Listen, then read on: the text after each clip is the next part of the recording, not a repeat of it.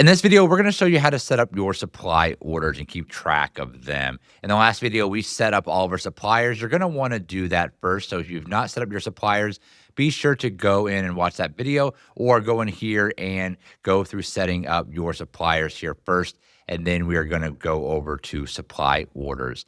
Now, with our AI technology, you can import receipts.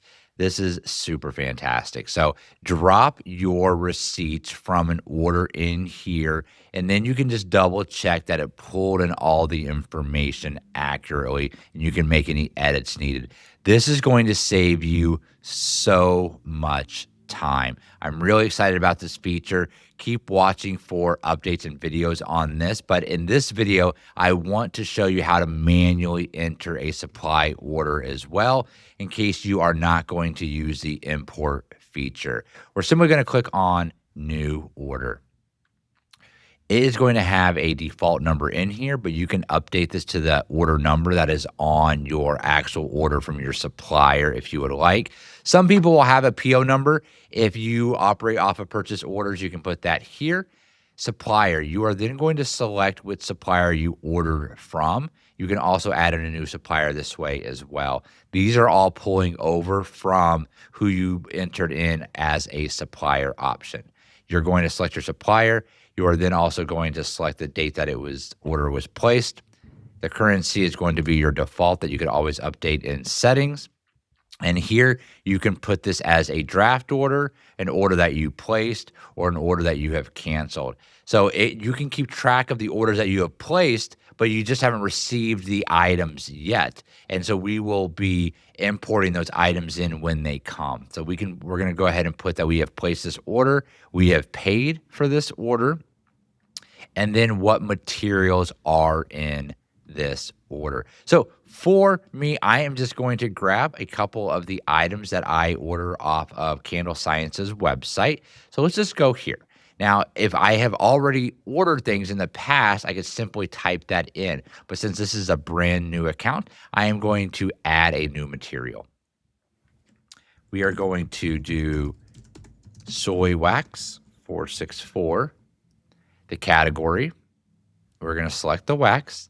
The stock unit. So this is how do we like to stock it? So how do we like to make our products? Generally, we're doing that with ounces when it comes to candle making.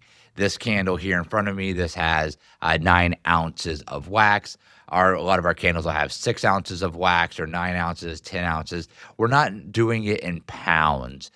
So we're making our stock, our production. We are doing it in ounces. But when I purchase this wax, I'm actually purchasing it by the pound. Whether you're purchasing it by 5 pounds, 10 pounds, 50 pounds. For us, we actually, from Candle Science, we are buying this in 45 pounds. So be sure that you understand the difference between stock unit and purchase unit. Stock unit is going to be how you create your stock, how you create your inventory, how you do your production runs. Purchase is how we purchase it from the supplier. Another option is going to be when we order our oils. Are you ordering your oils by ounces or are you ordering them by pounds? For us in our business, we're ordering them by pounds. 16 ounces is going to be 1 pound, of course. We also order in like 5-pound jugs, 7-pound jugs. So that's going to be the difference because we're going to want to make sure that we differentiate for our cost of goods on this. All right, so for this soy wax, we are going to put in here that this was the amount purchased. And you see how it comes from here. It automatically changed it here to pounds because I selected pounds here. So we purchased 45 pounds of wax. Let me see what the going rate for, as of the time of this recording. All right, so it is 108.47.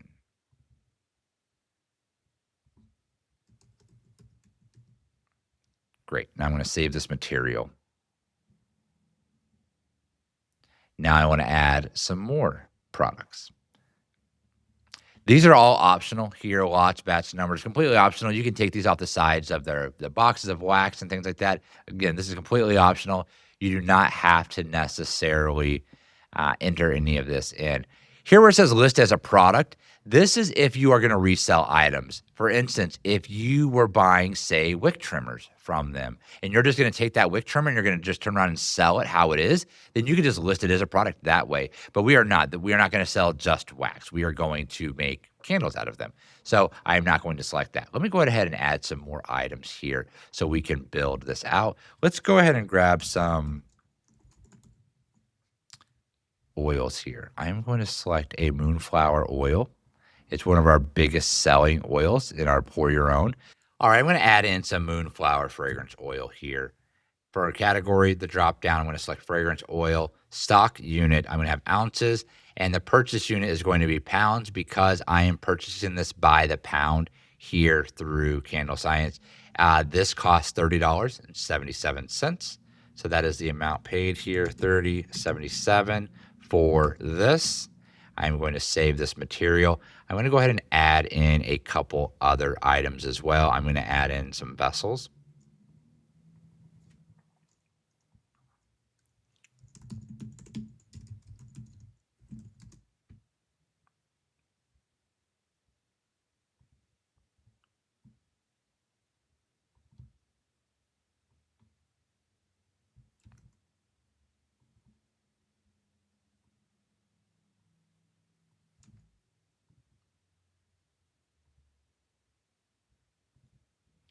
For vessels, I am going to select that I'm ordering these by pieces. Great.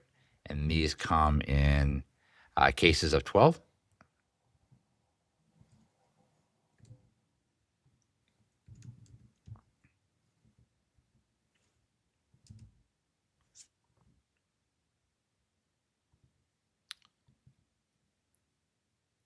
Perfect. I'm going to go ahead and add in just a couple more items here as well.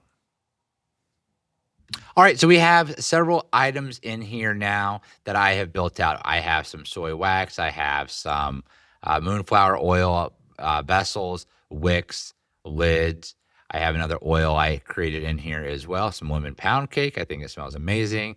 All right, so my total is 201.06, and that matches exactly what I'm ordering here from the Candle Science website. Shipping is $19.99. We want to make sure we put our shipping in here. We want to make sure that we calculate everything on these orders.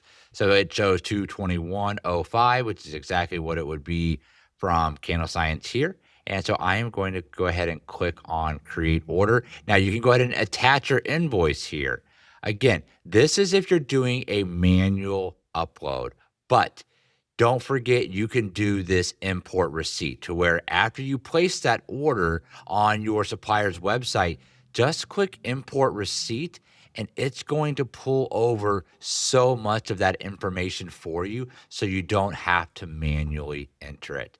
You'll go through and put in any of your supply orders going forward. You'll see here now that the status is under placed, and it shows here at the top that you are awaiting one order.